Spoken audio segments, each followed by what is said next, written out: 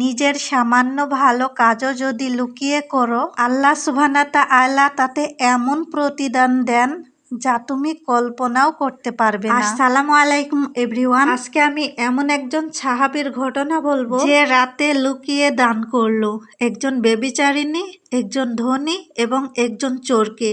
তারপর যা হলো, পরদিন সকালে লোকেরা বলতে লাগলো, আজকে রাতে কেউ একজন একটা চোরকে সদকা দিয়েছে।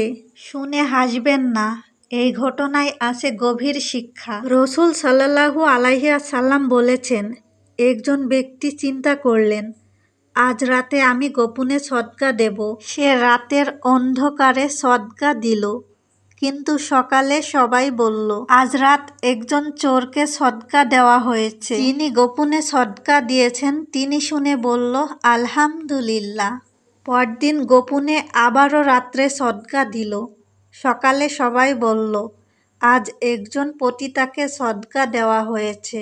সে আবারও বলল, আলহামদুলিল্লাহ। তৃতীয় দিন আবার সে গোপনে রাতে সদকা দিল। সকালে আবারও সবাই বলল, আজ তো একজন ধনীকে সদকা দেওয়া হয়েছে। দান করা ব্যক্তি শুনে আবারও বলল, আলহামদুলিল্লাহ।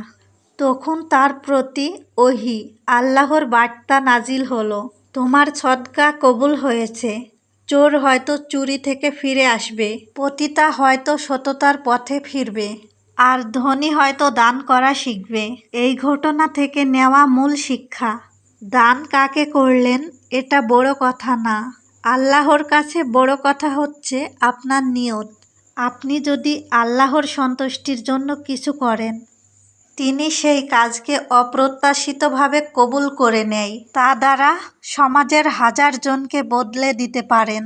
তাই আসুন আমল গোপন রাখি, কাজ করি আল্লাহর জন্য, মানুষের জন্য নয়।